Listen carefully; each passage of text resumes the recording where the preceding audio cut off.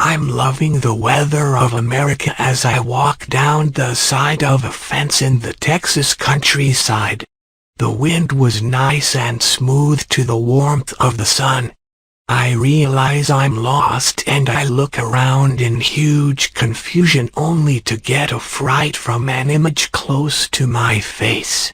As my vision focused making out the details of this creature, and my mind could not look away from this strong feeling of emotion and how bizarre this encounter is. I see a horse or maybe a pony because of its looks and height. It was most likely a she from her face detail, and you can see a lot more because she had no clothes but a hat. Her hair was tied at the end on her tail and head. I noticed at first her large green eyes that had a nice shine to them, and I also seen some sort of mark on her hip of 3 apples. As you can tell, I've seen a lot about her looks on first sight. The pony smiled and turned her head sideways, causing her blonde hair to dangle to the side. She said, "Shucks, you new around here. What in tarnation are you?" I replied, "I'm William. Who are you?" She was saying in confusion, "I've never seen a William. What's a William?" She started to laugh and said, "I'm just messing with ya. Howdy William, welcome to my parts." I giggled because she was and said I don't have Down syndrome. She was amazed to realize who I am and said, "Oh my darnation, you're the master of the dabbing. Aren't you a looker?" I was already falling in love with her and I wanted to look as cool as possible, so I said, "Are you a base, because you can neutralize my acid?" She blushed and said her name was Applejack and said that I must have been from over yonder. I felt like my flirtation worked, so I said I have no aids for safety reasons. She replied saying, "That's real nice."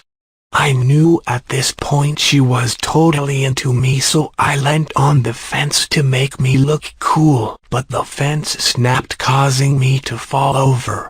I opened my eyes to see Applejack looking upside down from my point of view.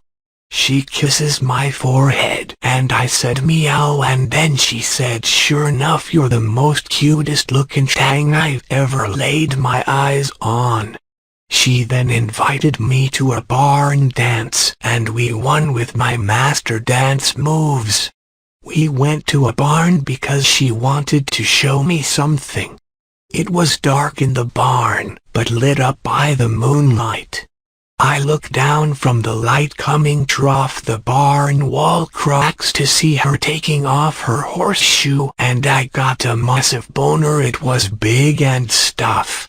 She said that she never shown tootin' folk in town her horseshoe off. I was happy not just to see a virgin pony, but also see a virgin pony's feet. She said I ain't no dang big hat, no cattle. I said, "Aw, thanks," even though I did not understand. "This is my first rodeo," she said. I spat out apple pieces on the ground from the possibility of losing my virginity. She ate the apples off the ground that I spat out. At this moment I knew she loves me enough and I love her. I said, "Can I touch you feet?" She said, and I got another boner. This is like the 3rd boner so far. I said my channel is unprivate, and that was a total turn on for her. So then she said that I can lick her pony pussy. She turned around as I turned on and made cat noises while doing it. She said she was getting tuckered out. So then went full autistic and had some lovin'.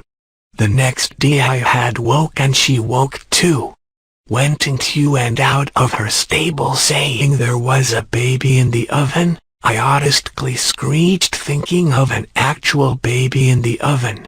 A few months later, I got a call from Applejack for the 100th time. time, but this time I answered.